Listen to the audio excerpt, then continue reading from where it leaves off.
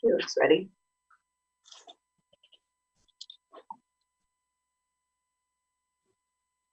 Very graphic. Silent. Oh my God. Aha! I hear noise. Hey, Jessie, can you talk so I can hear you? Hi, Mike. I can hear you. Oh, there we go. Okay. Awesome. Keep talking, Jessie. Okay. Well, let's see. I have two different spots to prop the phone for different heights for talking. I have a dumbbell set up on the floor in front of the mirror for the pants jump.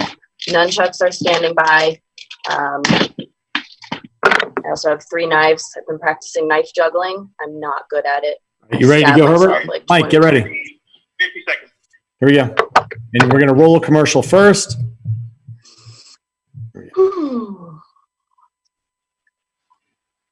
Herbert, you should mute my mic after I say hit it. You know what I mean? Or whatever. I'll mute my own mic on Zoom.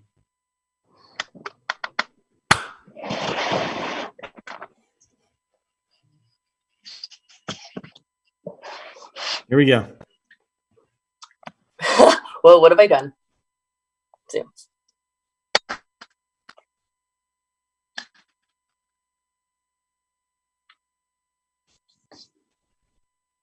So people can hear us already, but can they see us?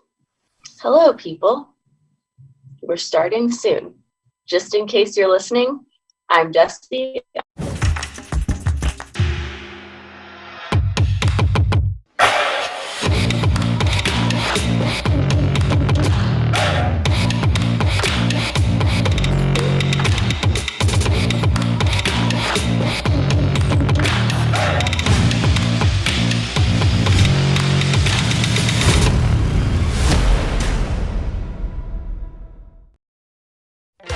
Cliff, the clean energy drink now with 100% more winning, presents the Kill Cliff Super Bouncy Unitard Formation Fitness Championship. Fitness has never been bouncier or unitardier. Look at these winners go. They're smiling so hard they might break their face. Don't be unitardy to the Kill Cliff Fitness Party.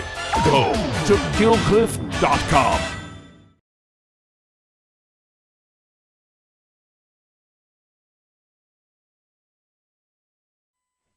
All right. Hey, everybody, I'm John Brinkus here.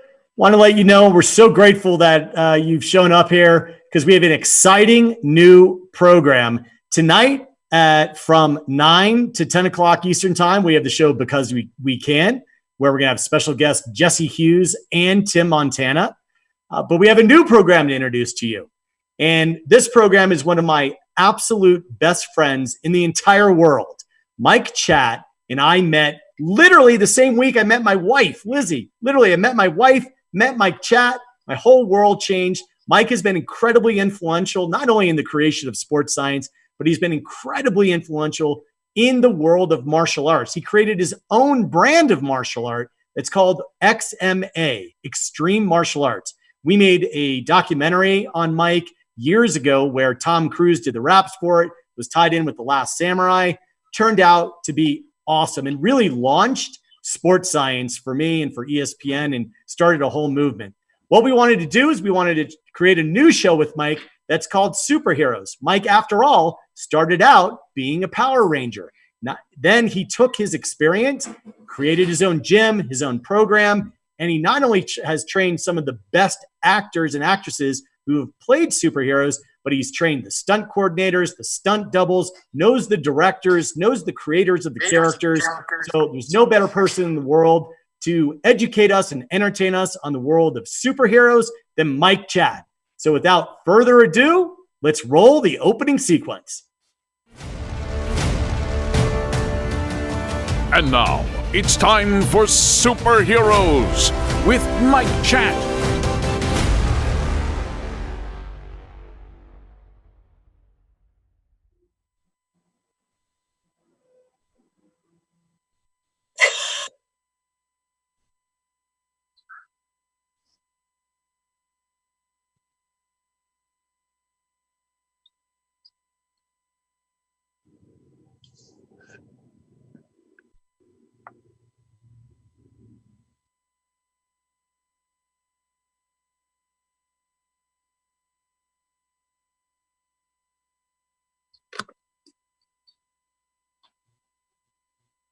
Oh dear.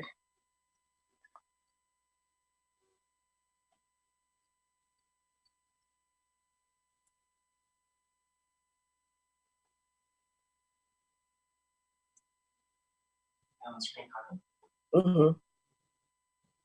So you can hear him. I can't hear Mike at all.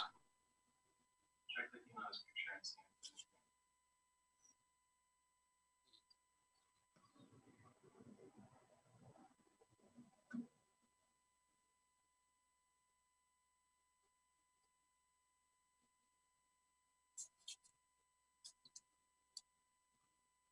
Mm.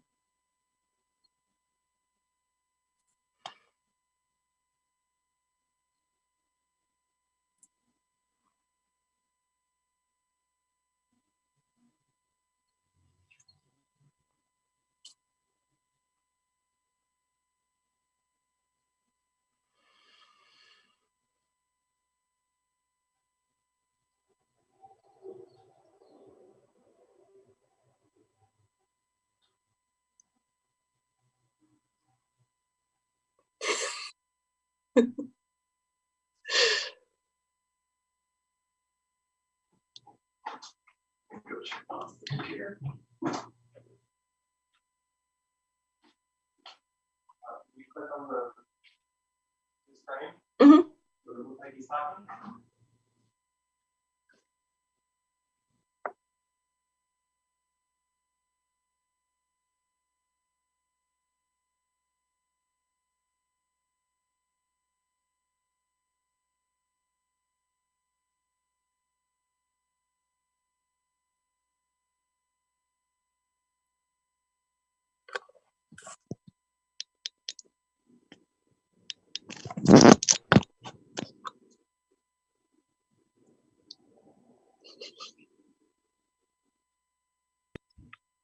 All right, Mike, we're having a little bit of technical problems.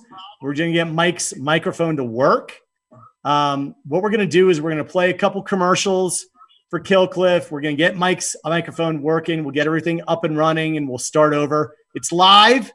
That's what makes this great. So we're going to roll a couple commercials, fix Mike's microphone, and then come right back.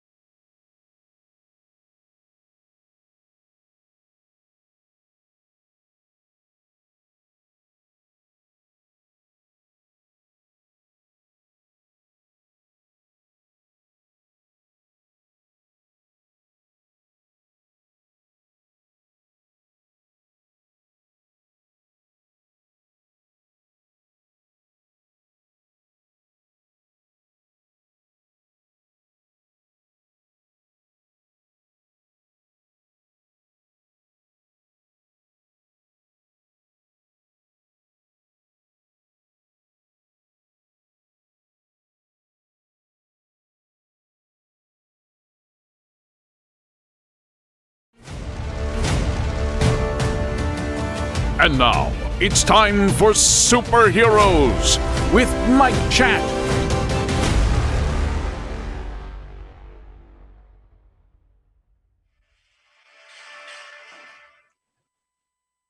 All right, everybody, welcome back to Superheroes with me as your host. I'm going to take you on a journey to explore what is it like to be a real superhero. We're going to dive in from the actors who play superheroes, to the stunt doubles, to the stunt coordinators who help put together the action, the fight coordinators who design all of the action, and even the comic book illustrators that create the characters. I'm super excited to present this show to you on the behalf of Kill Cliff. Kill Cliff has a philosophy backed by Navy SEALs and the Navy SEAL Foundation. It's all about killing that mindset when you feel like you need to quit. Navy SEALs go through this. It's all about killing it in life and overcoming that feeling to quit. Then I'm excited to present to you this show. I started this program called XMA Extreme Martial Arts, and I train many, many martial artists and students all the way to black belt to then double and to perform and become superheroes in real life. Let's take a look at some of the history behind my training and XMA, and you'll get an inside look into what you've been watching all of these years from the very beginning. Let's take a look. We've got Power Rangers, from Power Rangers Beast Morphers. We've got the Blue Ranger. We've got more Rangers. We've got red, blue, yellow, evil Red Rangers. We've got Gold Rangers that I've trained. Then evil Yellow Rangers. Then we've got the stunt doubles for Marvel characters like Ant-Man, Daredevil, Black Panther. Then many of these competitors have competed in XMA martial arts: Captain America, Thor, to Falcon and the Winter Soldier, Iron Man. You've seen them. All of the mutant kids, many of them that appeared on Logan, Alita Battle Angel. We've got Leo Howard, Boo Boo Stewart from Disney's Kickin' It, Defendants. We've got Legends of Tomorrow, stunt double for Keanu Reeves, 47 Ronin, Matt Mullins, Kamen Rider, Keanu Reeves stunt double for Matrix, Tron Legacy. You may remember Tron and the Rinsler doubles. Those were XMA champions from our trick battles. We've got Disney shows like Mighty Med, Elite Force, Lab Rats Elite Force, Black Widow, and of course, you know, and everybody's been looking forward to that movie, as well as Wonder Woman. Okay, then today we've got an amazing day because I've got a special guest, and you know her. She's the only woman the first woman to compete and the only one to finish stage 2 in Sasuke Ninja Warrior in Japan, and she's the first to successfully finish stage 2 in Las Vegas. Then I had the honor and privilege to train her many years ago at XMA. She's our special guest today. I would like to welcome on the most popular, the most famous female American Ninja Warrior of all time. Let's welcome Jessie Graff. Hi, Mike. Thanks for having me. All right, welcome, Jessie. This is exciting. Great to see you. And I just want to start off because I know the audience that have been following you, you have gone through some injuries recently. And where are you at right now? I'm at a pretty exciting place. I had just accumulated so many injuries over the years that I'd been working around. I had some bulging discs in my neck and some partial tears. 1 in my left shoulder, 5 in my right shoulder, some tendinosis and chronic sprains in my elbows. And so I got really lucky. I was able to get stem cell injections literally the day before all the lockdown happened. And so now I've had 7 weeks to heal and recover, and I'm a couple days away from being able to start real strength training. So I'm really excited to finally feel healthy again. Well, I'm glad you're here, and most people are thinking that this is going to be a traditional interview format, especially because of your physical limitations, but that is not the case. We've got some special challenges in store for you. Then Jessie Graff today is going to be attempting a challenge that she's never done before. She's going to be challenging herself live right here on this show. Not once, there's a big one at the end, but we're going to be doing multiple challenges all throughout. And first, what I want to do is I want to go back to the very beginning, Jessie, because people know you as the American Ninja Warrior. Hollywood. But then where did this all start? I hear circus and then gymnastics to pole vaulting. Take us back to the beginning. And I have a question for you after that. Okay. Sure. Well, when I was a little kid, I was just painfully shy. Like I wouldn't speak to anyone. I got rejected from a preschool because I hid under a table and wouldn't talk to anyone. And so when I first saw the circus when I was 3 or 4 years old, I just lit up and I turned to my parents and I was like, I need to do that. And they were like, oh, okay, we'll try to find you some classes. And I was like, no, I need to do this right now.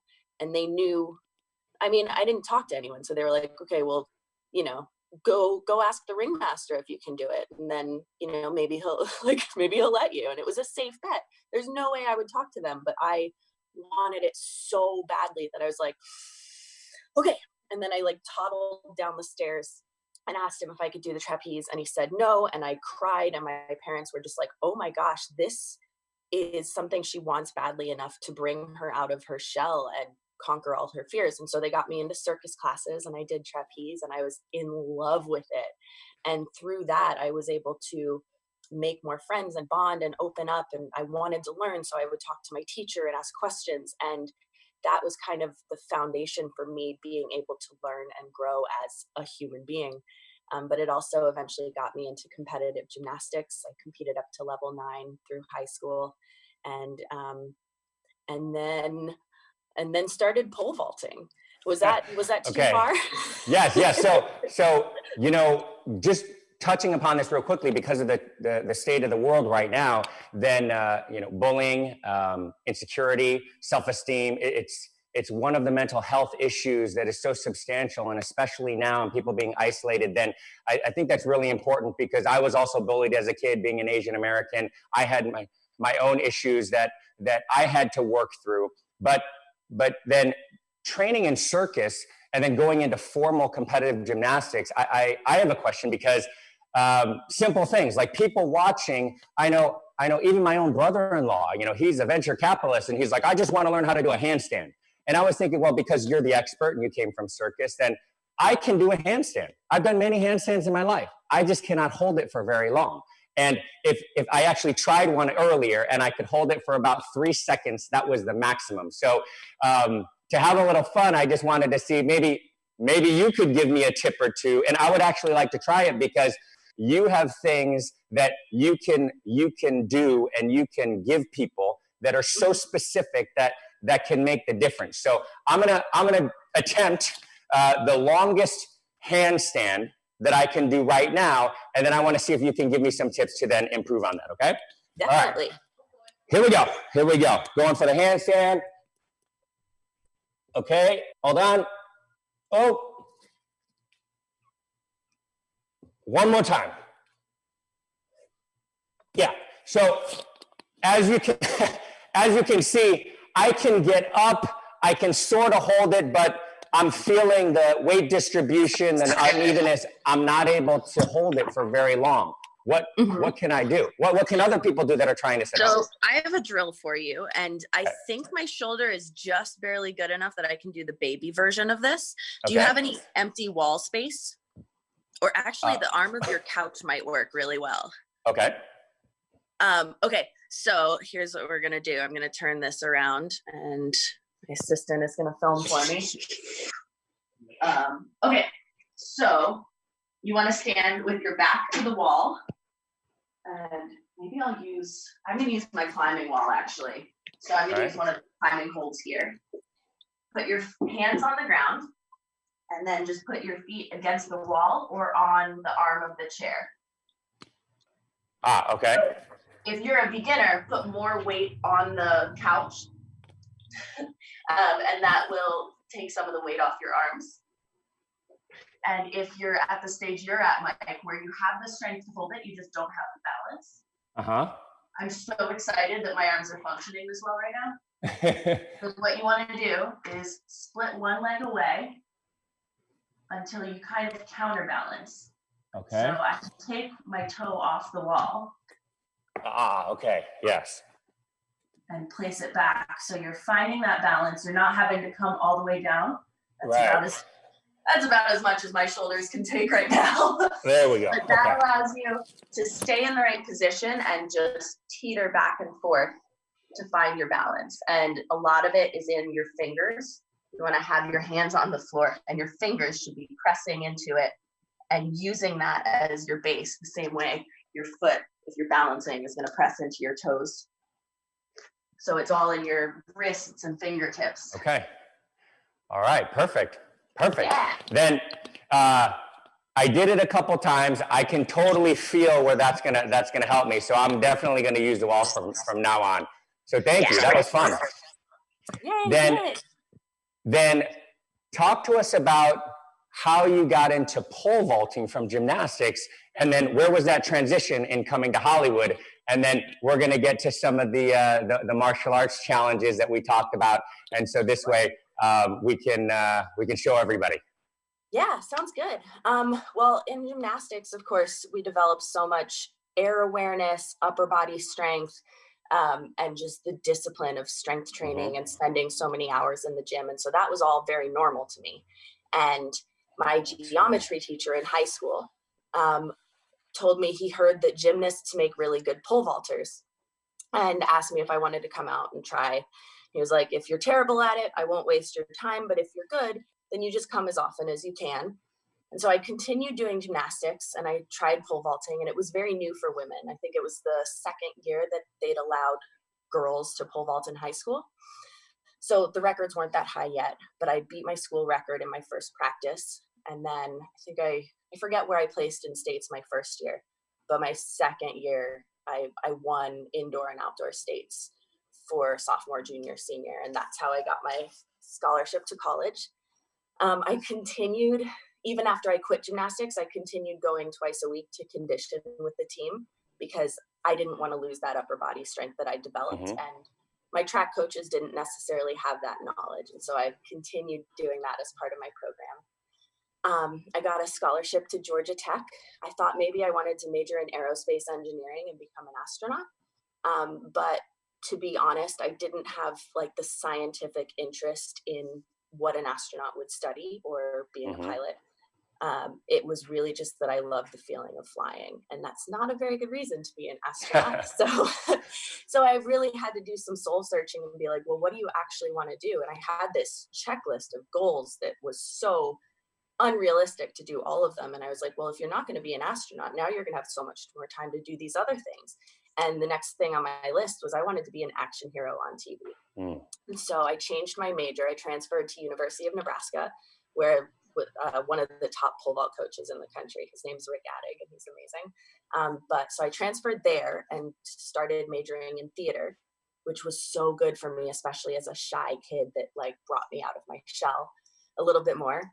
And so I was spending most of my time pole vaulting and majoring in theater, and those two things combining like the physical athletic with the acting was perfect for a stunt person. And everyone said it was such a strange combination. And I just like, it seemed so obvious to me because I was still thinking I was going to be an actor. All right. So stop right there. So before you continue, then your mindset, and this is the reason why I wanted to have you on as the first superhero guest, is because truly you have the superhero smarts, you have the superhero mindset and the attitude, but I want to show our viewers exactly what does that mean? Who is Jessie Graff really? And how did you get to become the most popular female ninja warrior of all time? Then you told me that part of your rehab was that you went from doing all of these amazing pull-ups, many people have seen your YouTube videos, to not even being able to do one. Then are you able to do any now? Because even just a couple weeks ago, you still couldn't do even one single pull-up. Yeah, I don't think I'm allowed to do a pull-up for a few more days, but I'm definitely allowed to work on the strength to build it. And so I'll show you one of the drills I've been doing. Let's see. May I recruit the Michael again? Switching. And when we're talking about this kill Cliff type of mindset, when you're trying to kill that mindset when it comes to overcoming quitting, then not only has it been year after year, transition after transition, but now with all of these injuries, anyone would say, well, Jessie, you've already accomplished, so much. Like, what what is it that continues to drive you, and that superhero mindset where now, okay, even though you cannot do something, but you can work back up to it. You know, it's that never quitting attitude, which I love. So then let's see, what is it that you do in terms of getting back to being able to do a pull-up? Where are you right now in terms of your rehab? Well, let's see. Right now, I'm just at the stage where I'm building my strength in the entire range of motion, and I can't put my full body weight on the shoulders yet, since they're still healing. So what I do is I have this stool under my feet, and most of the weight is on my feet.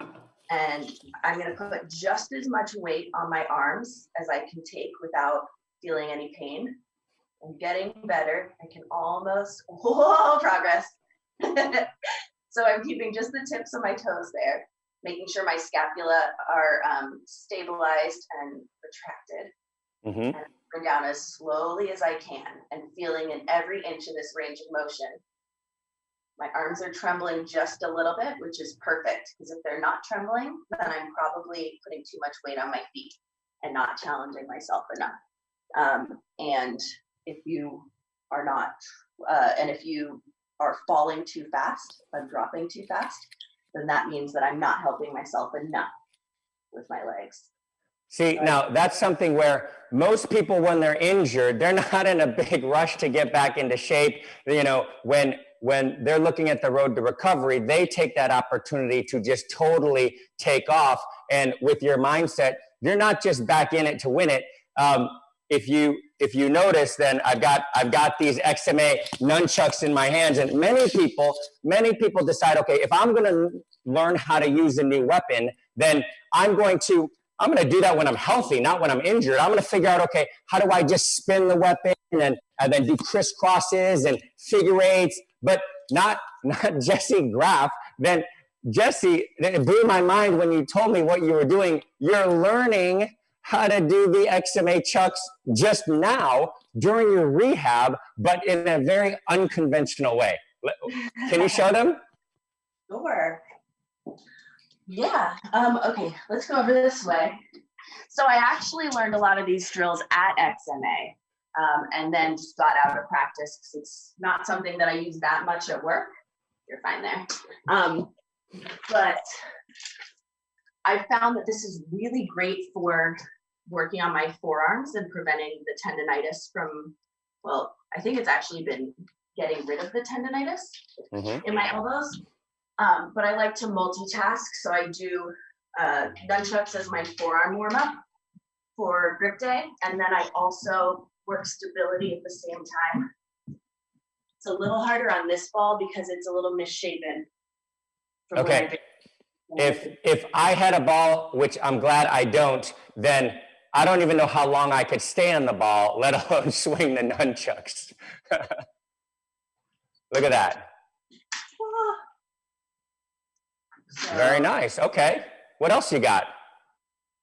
Diagonals, double diagonals. Okay. Oh, triangles. She's got triangles. What else you got, Jessie? You know what? Oh, that is a tricky one. That is a tricky one. Okay.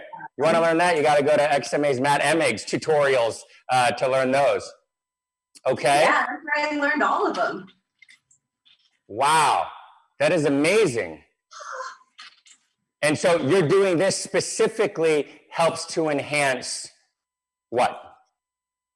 Well, my favorite thing about it is the coordination. Uh-huh. It's been really good for my brain.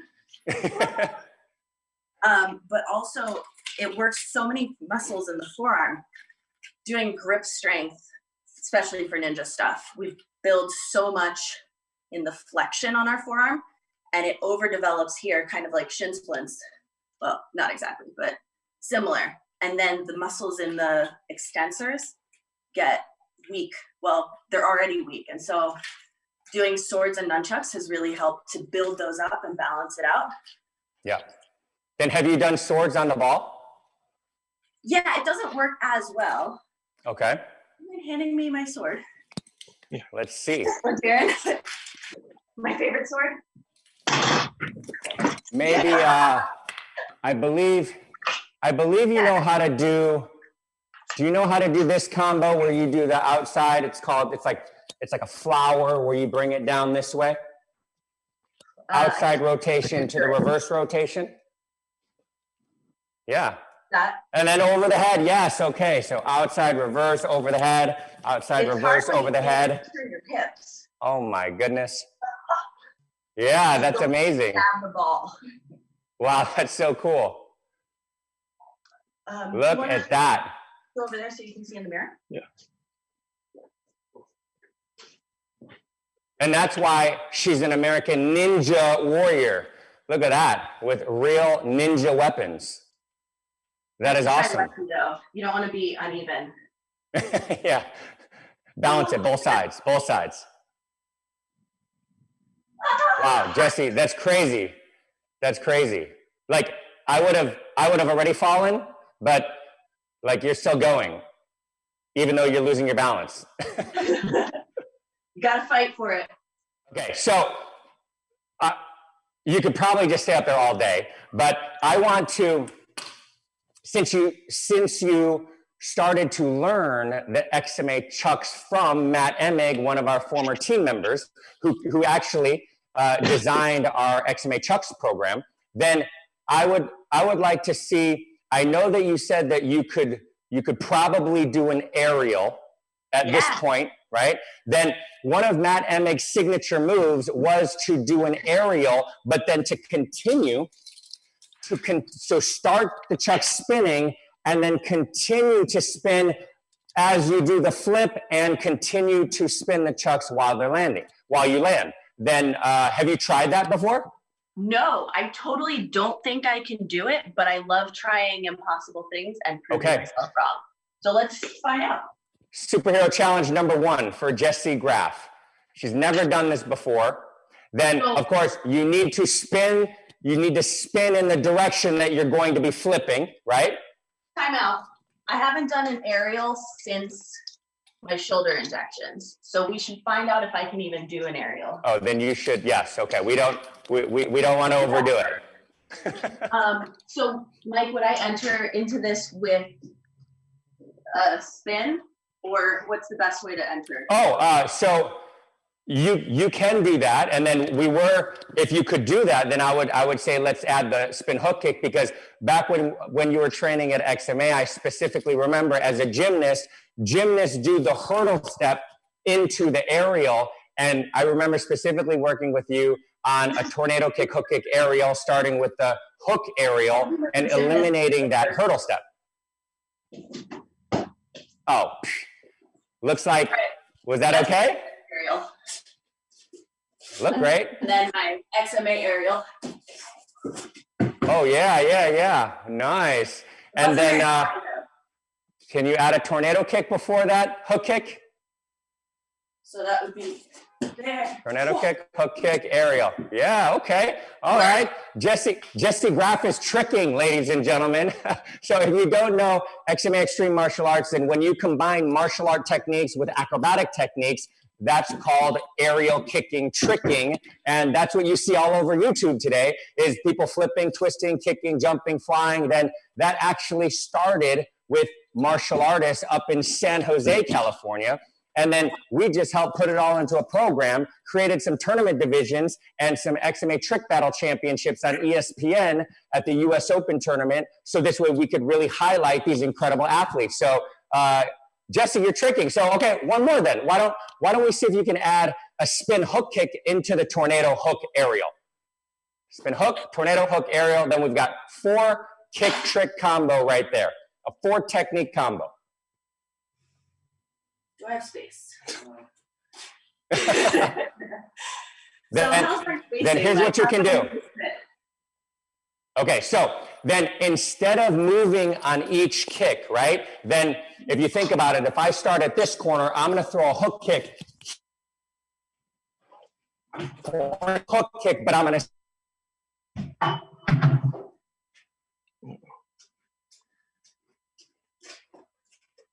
Mike is frozen. Okay. And you want to stay in one spot for all 3 of those kicks, okay?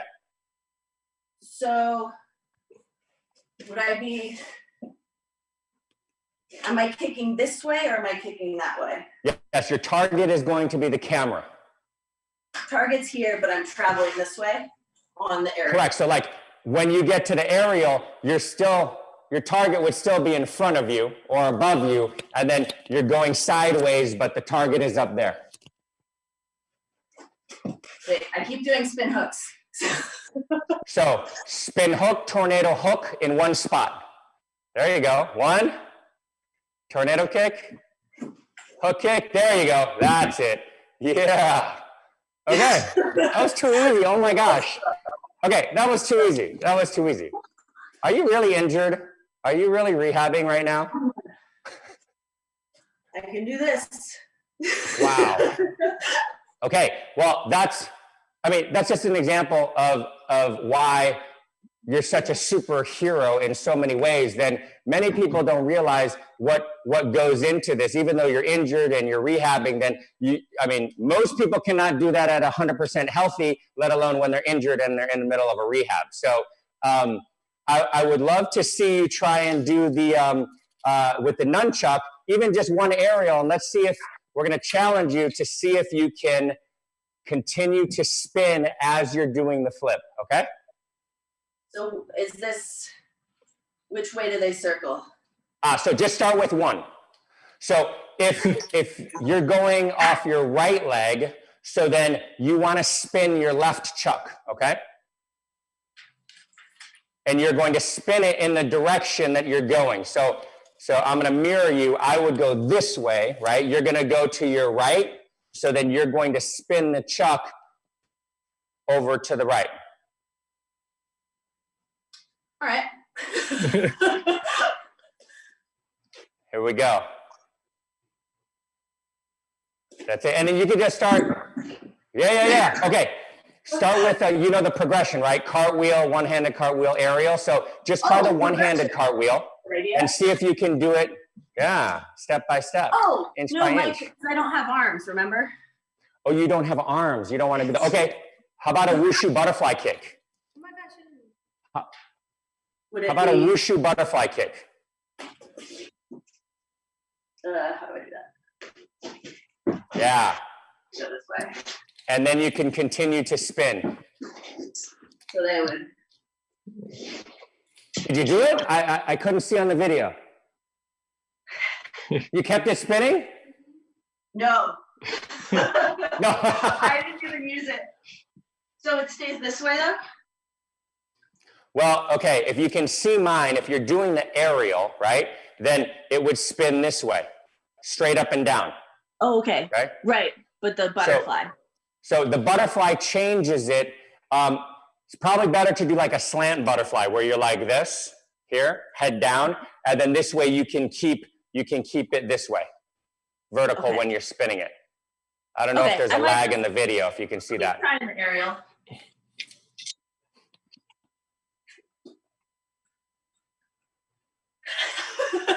Yeah. Okay.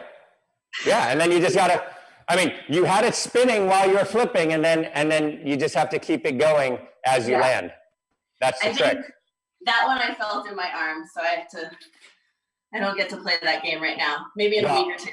Yeah, I'm confident once you can have full range of motion with your shoulders and you're able to do a clean aerial without too much effort, then I'm confident you'll be able to get it. But that was amazing for trying.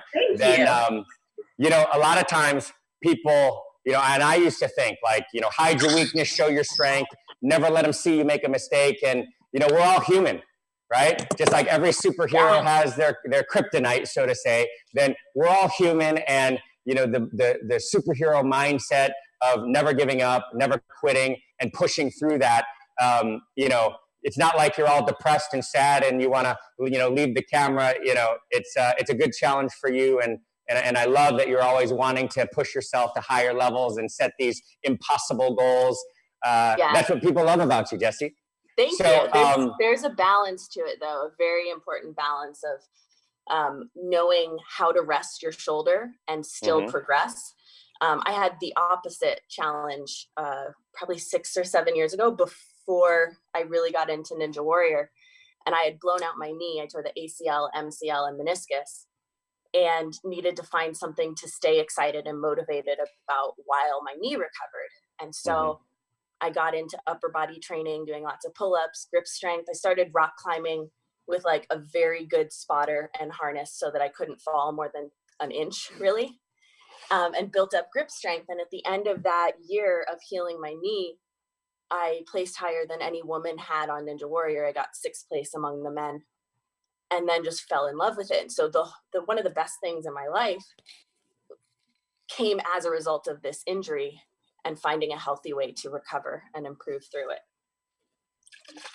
And because overtraining has been such an issue for you over the years, then you were saying that,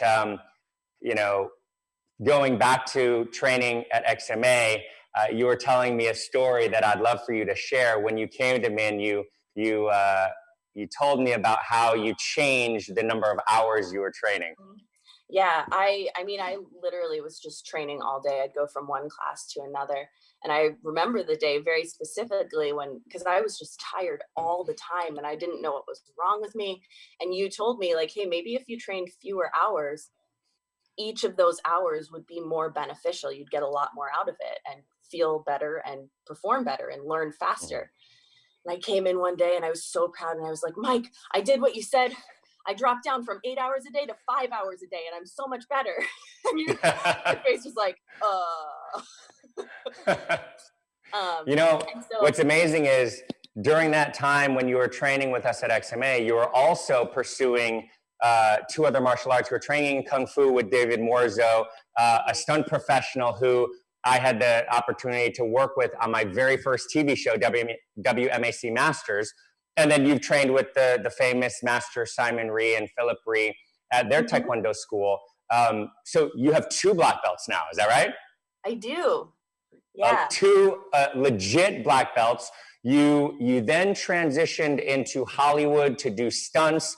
You've doubled superheroes. You fought superheroes on camera. You've helped with the design of action when it comes to superhero fights that we've seen in TV shows. Just name a few of the shows that you've been in, and we've got some photos of you as well. Well, I spent 10 months working on Wonder Woman 1984. It was in the UK and in Fuerteventura, which is part of Spain. I did a lot of season 1 of Supergirl. Shauna Duggins was the main Supergirl double, but I was sort of like the backup double, and I doubled a ton of the bad guys, so I got to fight Supergirl a lot. And then I've worked on Agents of S.H.I.E.L.D. a lot, doubling and playing characters. I have an episode that should be coming out soonish, I think, in season 7. I'm not sure when it's starting again. But I did some stuff on G.I. Joe and Transformers and The Dark Knight were some of my first films. Future Man was more of like a video game superhero character. I doubled Tiger, which was really fun. It was a really fun show to work on. Let's see. We're looking at some of your photos right now, and I mean, people, they know you as the American Ninja Warrior, but you've modeled, you're super fit, you're totally ripped and shredded. You've graced the cover of so many different magazines. You were the warrior that was in the bright red dress, flipping and kicking and balleting all over the red carpet at the Emmys. Then this photo right here, congratulations. I don't know if everybody knows yet, but they just made the announcement that you're going to be in The Rock's new TV series called Titans, and this is a photo of you, one of the promo shots that they just released. Yeah. Oh my gosh. So this is season 2, and I think one of the things they wanted to do this year is it's a show about displaying how amazing everyday people are. So like normal people from home who happen to be amazing athletes. And so they come on this show and compete together. And the first season, they were amazing, but people didn't necessarily have that reference point of like, if they're everyday people competing against each other, what does that mean? And so this year they have professional athletes coming on so that you can see how they stack up against us. Wow. I am intimidated, to be honest. It looks similar to Ninja Warrior in a lot of ways, but it's very much based on like lifting heavy weights and moving heavy things. So size is an advantage here. And the great thing though is that I was dealing with my shoulder and neck injury, and the thing that aggravates those the most is hanging and swinging, and there's not nearly as much of that in Titan games. There's a lot more pushing and lower body lifting, and so training for Titan games actually helped to stabilize my shoulder more. And I learned so much in the process of training for this show. And that's the thing I love about like throwing yourself into different challenges. You pick up new pieces everywhere. And I'm, even after the show, if I never do anything like that again, I'm going to continue using what I learned in the training because it makes me a better athlete overall. Yeah, for sure. For sure. Then a couple highlights before we get into the final challenge. I know everybody's excited to see that. Do we want to give them a little teaser of what you may be attempting today at the end? A teaser, or should we just do it? No. Let's not do it yet. But do you want to tell them what you're going to be going for? Sure. Yeah. I've always really enjoyed doing box jumps. Like I want to be able to jump super high because it helps me flip higher. And one of the ways that I enjoy pushing myself and getting better is by doing box jumps and getting as high as I possibly can. But I wanted to throw some entertainment and some coordination into the mix. So I tested this once without a measuring tape to see what is the highest pair of pants that I can jump into. So I actually, Mike, I found my old XMA pants that I'm going to jump into today. No way. They're not quite as big as the other pants that I jumped into once. I mean, they're big baggy pants, but I jumped into some like extra large pants that were way too big for me. So jumping into a pair that fits me is going to be significantly more challenging. But we brought a measuring tape so we can actually get a reference point to see my max pant jump. Awesome. Well, what's crazy is that many years ago, I did a Rexona commercial in South America, and it aired here as Degree Antiperspirant. And during the fight scene, these guys come to beat me up. And as I'm getting dressed, I actually had to jump into a pair of pants. It was super tricky. But I wasn't trying to go for height. I was just trying to get the pants on, and that was difficult enough. So I'm really excited to take a look at this challenge. I want the audience to hear from you, being the first woman to compete in that competition for American Ninja Warrior in Las Vegas, and being the first woman to successfully finish stage 2. Then what was the mindset in that moment? How did that define you, and what has that done for your career? That is a big question. One of my favorite things about Ninja Warrior is that the men and women compete on the same course, and they don't really separate the placement. So when I place my highest ever, I placed second once in a regional finals. So I was second only to a male elite rock climber. And so that was really exciting. And I think that is really empowering to a lot of women to see like, oh, wow, women can compete with the men in a largely strength-based competition and place really high. Like I beat 109 or 10 men. Now, a lot of it is strategy and technique and performing things smoothly, but it is very strength-based. So I guess the big break moment for me was at national finals in Las Vegas. There had never been a woman to complete stage 1 of national finals. And so I was the first woman to do that. There's one other woman who's done it since then. But it was such a huge moment because, people had wondered, can a woman do this? And I always knew, of course a woman can. It's just very tricky and temperamental. And like, do you hit everything perfectly? And I knew that I was strong enough, but it was just like, will everything come together? Will I trip on something, or can I stay focused enough to do everything perfectly? And it all came together just right. And so that was like the huge moment for me. But even maybe more exciting. I don't know, but I placed 5th overall on that competition. And then because of that, I was invited to compete on Team USA in the international competition. And there had never been a woman on any of the international teams up to that point. And there were no women on the other international teams. So it was just me and 5 men on my team against 6 men on every other team. And in that competition, I was able to beat stage 2. So I was the first woman to beat stage 1 and 2. And then I also got to compete in Japan and beat stage 1 and 2 there.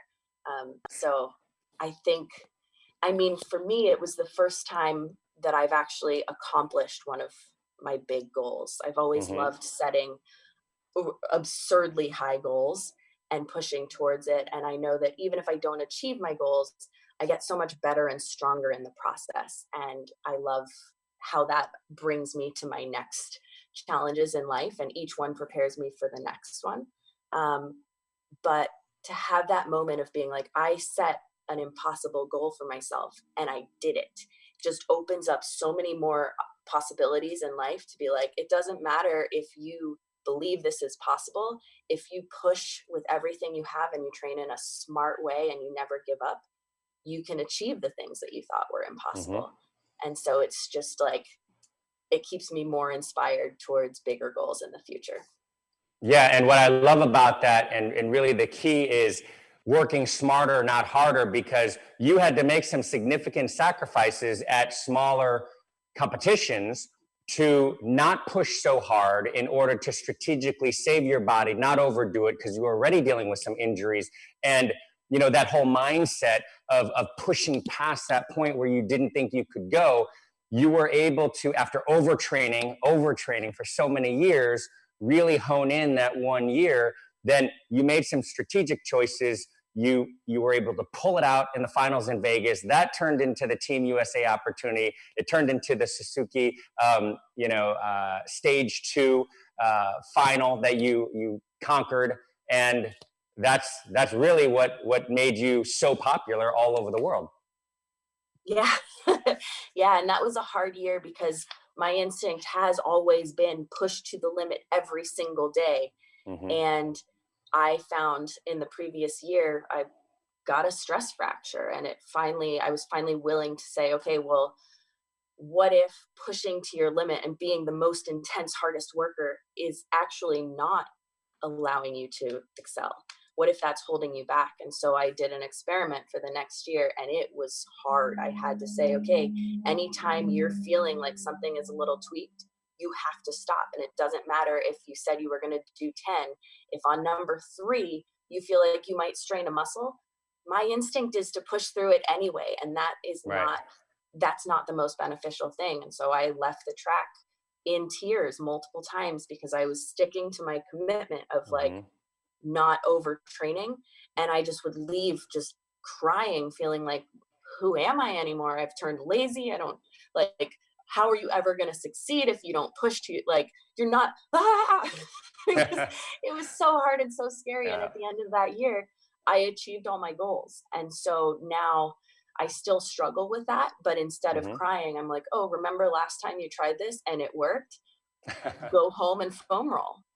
Go take a hot Epsom salt bath. And so I've learned so many tools to help myself recover more and in the long run achieve more, rather than, who cares if you can do extra reps today if that is detrimental to your long-term progress.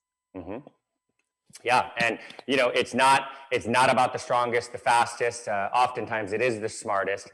Just listen to John Brinkis's, our Emmy award-winning producer's TED Talk on that, because you have essentially lived through this, and you are a prime example of what that entire TED Talk is all about. And girls being so amazing and can dominate and can compete with the boys, with the men in every category. So then before we get to the challenge, then I would just like for you to share one last thing about American Ninja Warrior, your stunts, and your double black belts, in addition to training in XMA and all different martial arts styles, high falls, and all of the cool action stuff that you do.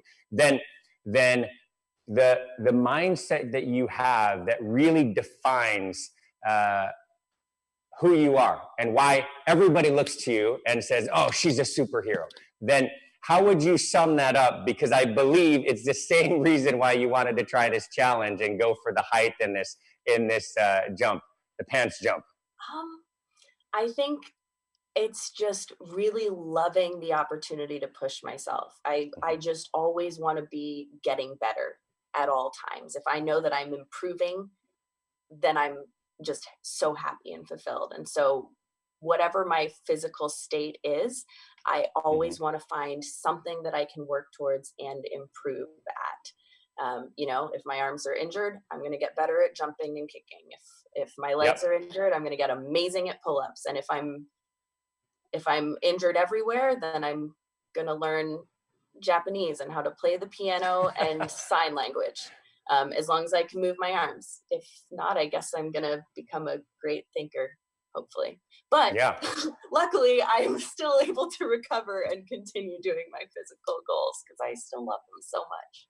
Oh, yeah. I know you have a lot more to accomplish. Then let's get on to this challenge and let's see, where are we going to set the height level for this challenge? Then you're going to try to attempt to do this at a height that you've never done before. I suppose so. I'm honestly, my legs are really sore, so I'm nervous for how they turn out. But we're going to find out. Can I borrow Darren and Michael? Yes, and you're gonna warm it. You, of course, for safety, you're gonna warm it up. So then you're gonna start at one height, and we're gonna see how high you can go. Right? You guys will each hold this way, as wide as you can. Like stretch it out like crazy. More, like pull harder. Yeah. And then scoot this way a smidge. Okay, and then while we're getting set up, I think we may have an opportunity to have a couple questions answered at some point, but let's see. All right, so what height are we going to be starting at, Jessie? This looks like 36 inches, so nothing super exciting. 3 feet. 3 feet. 3 feet, okay. So hold on just a little bit longer. Yeah, so you guys have to give just enough pressure that it gets to at least here. All right, so she's going for 36 inches height, jumping into a pair of old school XMA pants.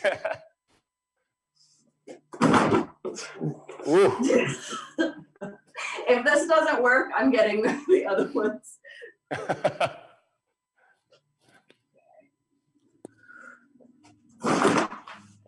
Oh, nice. Nice. Okay. So it worked, but because they don't stretch, I think I'm likely to tear them. So I'm going to get my sweatpants. Oh, yes. Okay. So we can test height a little bit. But the XMA pants have survived one day. Oh, my goodness.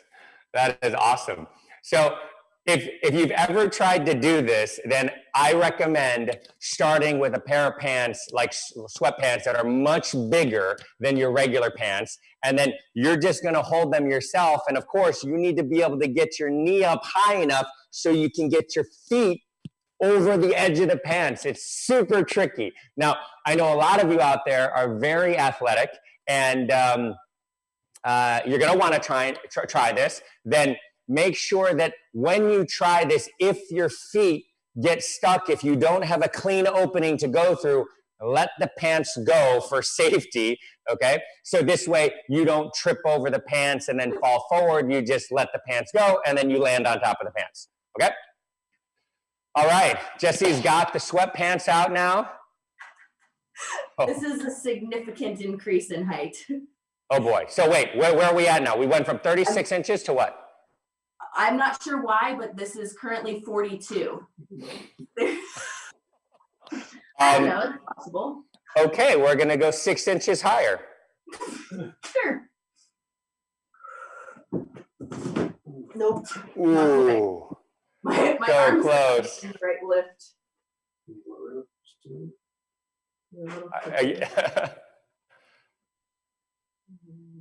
we go. 42 inches. 42 inches. Oh! I don't think that counts. Well, you got in the pants. It wasn't as clean as the other one, but you are 6 inches higher. It's not like you tried to go 2 inches higher. 42 inches. Wow. Oh, look at that. Superhero clean. Jessie Graff. Okay. Oh my goodness. 42. Wow. And we haven't had a major wipeout yet. So should we Wow. do one more? Very nice. You just did 42 inches. That was super clean. Yeah, hey, it's up to you if you want to go one more. Yep. 44 inches? Let's just do 48. 48? My roommates say that's not good enough and we have to go for 48. Oh I think my they're God. hoping for a wipeout. Oh my gosh. That's the top. That's the top of this. Like I said, 48 inches. Challenges. Oh, goodness gracious. You're gonna start a whole, this is gonna go viral, Jessie. Everybody's gonna go, they're gonna grab some pants and they're gonna start measuring and they're gonna start hashtagging superhero Jessie Graff challenge and you're gonna start a trend here. Yes. 42 inches confirmed, clean. Now she's gonna go for 48 inches. Our two favorite possible titles are Max Pants Jump or Dance Off Pants Off. Dance off, pants off. Max Pants Jump or Dance Off, Pants Off. Okay. This is 48 inches. Oh my gosh. What? I win. Oh my gosh. No way. That looked way too easy. That was 48 inches? All right, 50 inches. Are you joking? No, if I succeeded, we have to up the difficulty. Wow.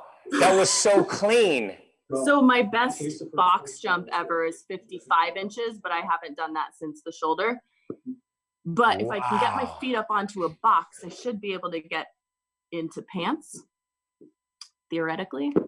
Well, you have to point your toes to get your feet into the leg of the pants. Yes, That's the difference. You cannot keep your foot flat like this. You have to point it. So you actually need to get higher to then get your toes into the pants. Measure on your body, so you know. Or your body. Oh yeah. 50 inches. Here, this is. Oh my goodness. Now, if you've been following Jessie's posts online or you go back and look at her Instagram, you're gonna see the journey that she's been on since she was injured. She had her stem cell injections. If you've ever been injured before, it is an incredible task to recover from any kind of injury, and let alone a major one. Jessie Graff, Going. here we go, 50 inches. Oh my goodness. I think I have to. It's pretty close. You got stuck on that one. Yeah, I did. The pants are on. I'm looking at pants on your legs. I would Pants count are that. on my legs. Okay. Pants are on your legs. 50 inches. Yeah. Wow. Okay. Well, feel we don't want you pretty to push it too much. I know that you will challenge yourself and overdo it at times, but Good point. that was amazing. We're not overdoing it. We're being smart. Yes.